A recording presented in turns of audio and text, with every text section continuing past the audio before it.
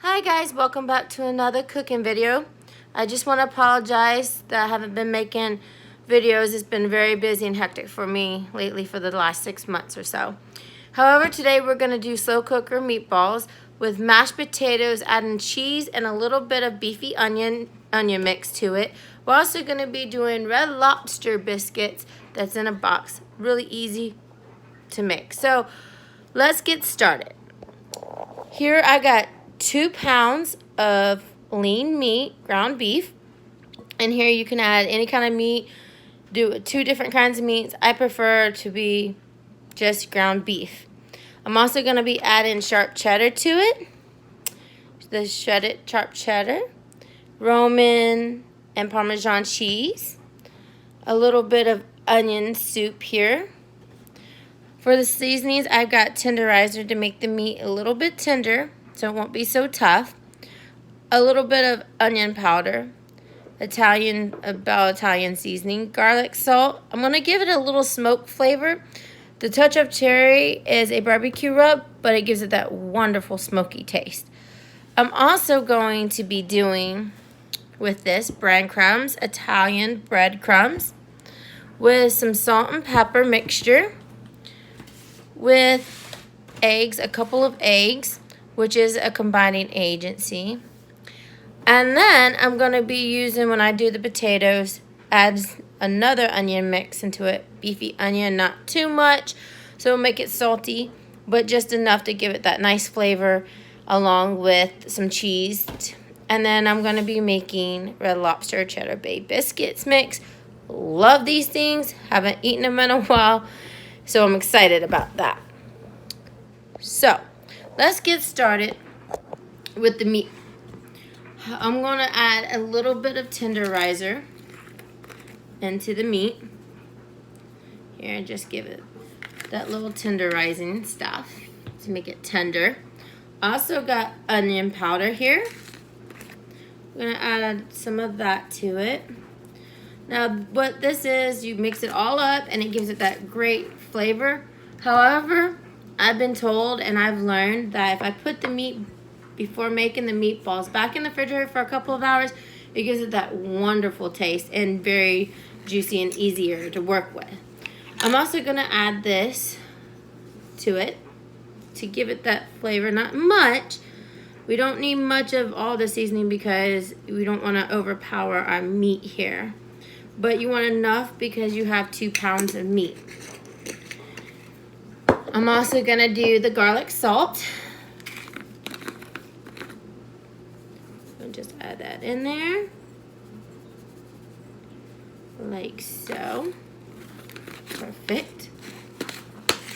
Get on. Now I'm going to add this touch of cherry, the smoky flavor. Now, you don't have to add it. I just do because I like my meat to be a little bit smoky when I do stuff. And it gives it that really good taste. So I'm just going to add that up into there. I'm going to have a little bit of salt and pepper.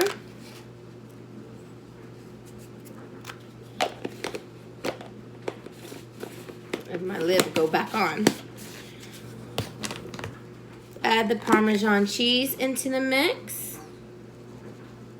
Just like so. And then I'm going to add a handful of the sharp cheddar into it. Go ahead and add that to it.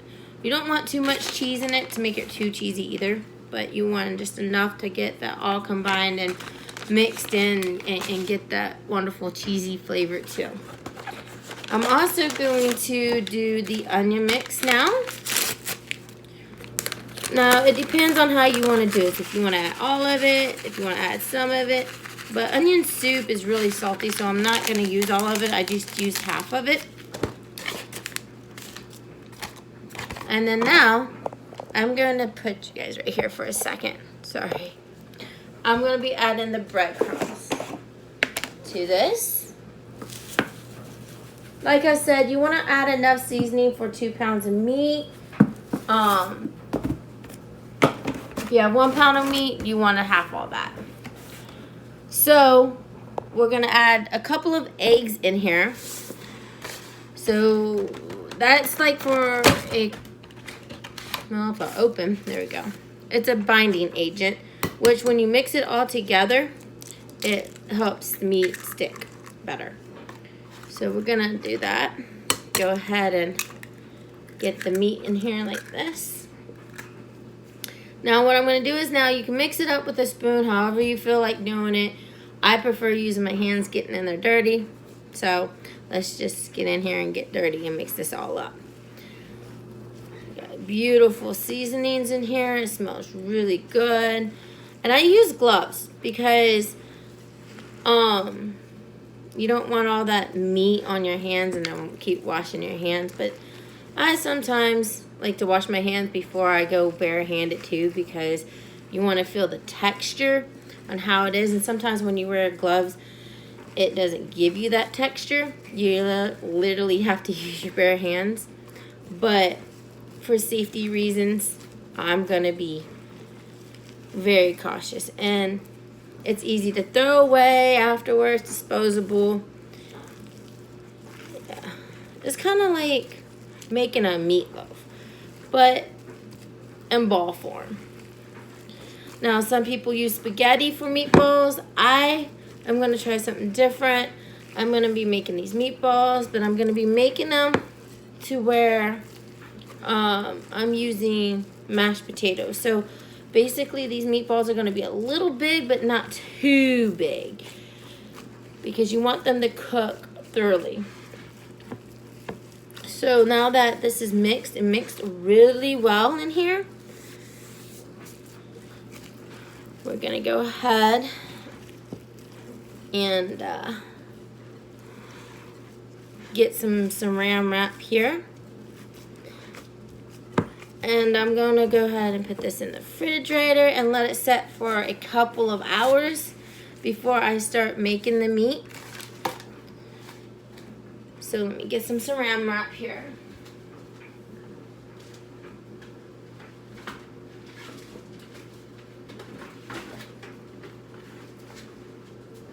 Here we go. Now,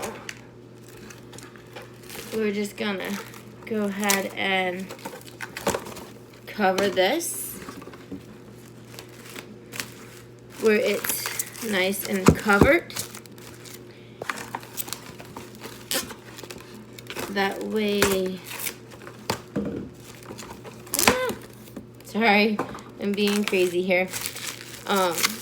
That way the meat with the flavors can all get all nice and happy, and everything, and all the flavors just come together. Not a lot of people add onions to the meatballs, but I'm gonna do mine differently. Mine's not gonna have onions to it, but I will do some sauteed garlic and onions that I'm gonna add into with the sauce, which gives it that more flavor to that. We want this to be tight, still tight, so that the meat gets that nice airtight in there. Do that. And I'm just gonna set this in the refrigerator for now. Okay. So, on to the potatoes. I'm gonna do the potatoes a little differently too. I do mashed potatoes. And like I said, I'm adding beefy onion to it and some cheddar cheese. If anybody knows, I like cheese. I don't think anybody doesn't like cheese, but it's not gonna be too cheesy. I want it like to die down too. So what I'm gonna do is I'm gonna get a nice big cutting board here. Let's see, where's my knives? Here we go. And now I'm just gonna get some potatoes out of the fridge.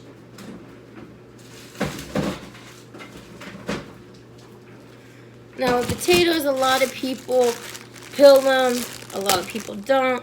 I prefer either way. It doesn't matter which way, but to save me some time, I'm gonna go ahead and get these out. Probably about a good 4 size, 4 or 5 potatoes. I like to cook extra meatballs because that way you can have leftovers, you can freeze them, they're good frozen, and then for another meal, for another time, and it's just that easy and simple. Now I'm going to go ahead and wash these potatoes here because I'm going to keep the skin on them. I'm not sure if you guys can really see me, but we're going to do it. I'm going to wash these potatoes, and I'm going to make sure that they're really good and scrubbed so I can get the dirt off it. We don't want to taste the dirt and grime of the potatoes. So you want to make sure it's washed really thoroughly and scrub it with like hot water or warm water, whichever you prefer. I'm doing hot water right now so that way I can get all that nasty germs and stuff off. I'm doing about 5 potatoes here for about 2 people. You could do it for more. You could do this for parties, for hors d'oeuvres, whatever. You can make the meatballs any size you want. I prefer to make them probably medium size or whatnot, but I'm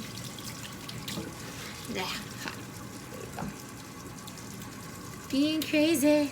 That was a little too hot. I am though going to put this on, and I will be probably doing part 2 of these meatballs and potatoes to show you what it all comes out in the finished product and how to get the meatballs and shape them and everything. The people know how to shape meatballs. Hope. I'm being crazy. Being crazy. Yeah. But right now I'm just getting the potatoes washed here because, like I said, we're gonna go ahead and get the potatoes started to boil, get them all ready to be mashed up with great flavoring. Now, you don't have to use for your potatoes beefy onion, but I'm gonna use different seasonings besides that. So I'm just gonna give it that wonderful taste.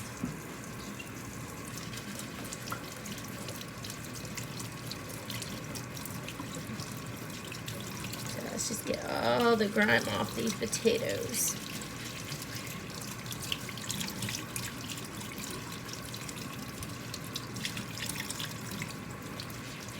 Okay, that's good. That is good. Oop.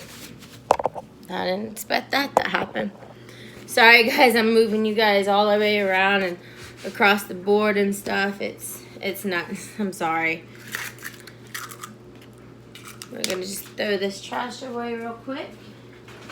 I'm gonna get my double boiler out wherever it went.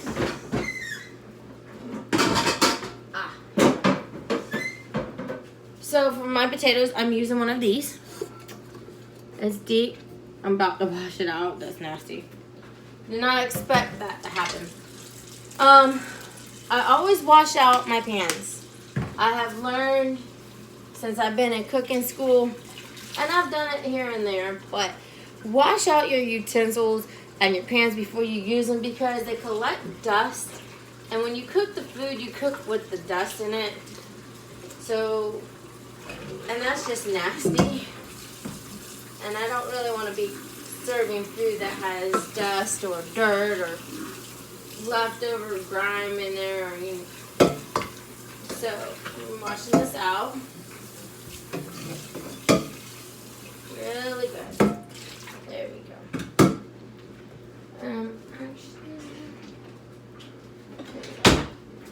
Gonna dry the bottom of this. Now to this pan, I'm gonna add about half a thing of water, cold water, to this pan because we're gonna put the potatoes in there after we cut them up. I've actually turned on my stove to high heat for now so it can get to boiling. And when it gets to boil, then I'm going to turn it down, let it cook a little bit more. I want them to be where I can literally just peel them. Now, sometimes you don't have to peel them. Like I said, mine, I'm not going to leave them whole. So I'm going to cut them up. That way they will cook a little bit faster here. So how you want to cut your potatoes is we're going to cut them in half, like so. And any brown spots that you see in them, you can cut them out. We don't want them in there that's bruised. They got bruised. And we don't want bruised potatoes in there while we're serving our guest. So I just made a little triangle. Just cut them out because it's still going to be useful. Alright. Now I also like to wipe the knife down when I use the potatoes because they get gross on it. So we're going to cut the potatoes in half. Then we're going to cut them in half again. Like so. So you have about 4 halves, if you want to say it. They will look like this. However, if you keep them together, we will cut them in like medium to big triangles. And what I mean by that is they will look like this. This is what you want because when they start to cook, they will get all sides and they will cook evenly and to perfection. And then when we get ready to mash them and add all the stuff that we want to the potatoes to give it the flavor of mashed potatoes or however you want to do it. So I'm going to go ahead and do these potatoes, all the potatoes like this. And you want basically the same size cuts in all the potatoes because they will cook very unevenly if you do like small cuts. That's the same way with if you're gonna cook potatoes. Make sure they're like basically all the same or same size so they will cook at least evenly to it. I got one more potato here.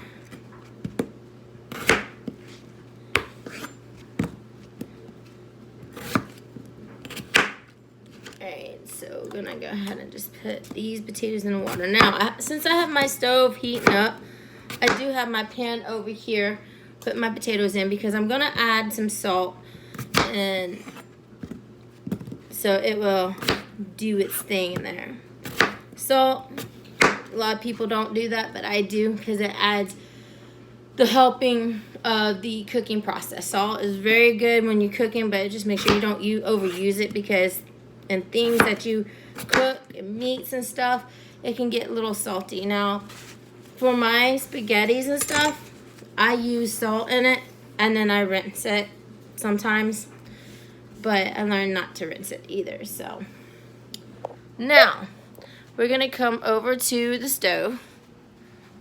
I'm gonna set this gently on the stove. Did that, it's cracked. Wait, the crackling is fine. It's just the water underneath. So now I have my potatoes in here and I'll show you guys what they look like. All my potatoes are in here, all 5 cut up, covered in water.